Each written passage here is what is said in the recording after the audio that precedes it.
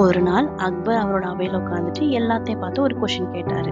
இந்த உலகத்திலேயே வச்சு மிக குறைந்த விலையுள்ள பொருள் எதுன்னு. அப்ப எல்லாரும் ஒவ்வொரு ஆன்சர் சொன்னாங்க. ஒருத்தர் சொன்னார் மண் தான் மிக குறைந்த விலைன்னு, மற்றொருவர் சொன்னார் தண்ணீர் தான் குறைந்த விலைன்னு, இன்னொருவர் சொன்னார் காற்று தான் விலை குறைந்த பொருள்னு. ஆனா யாருடைய ஆன்சரும் அக்பருக்கு சாட்டிஸ்ஃபைடு ஆகல.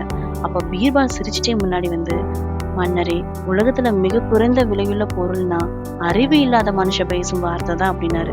அது கேட்டதும் அக்பருக்கு ஒன்றும் புரியல. எப்படி சொல்ற பீர்பால் அப்படின்னு கேட்டாரு. மன்னா, தண்ணீரும் காற்றும் எல்லா வாழ்க்கைக்கும் தேவையான பொருட்கள். ஆனா அறிவு இல்லாத மனுஷ பேசும் வார்த்தை யாருக்குமே யூஸ் இல்லை. அந்த வார்த்தைகளுக்கும் வேல்யூவும் இல்லை, ப்ரைஸும் இல்லைன்னு சொன்னாரு.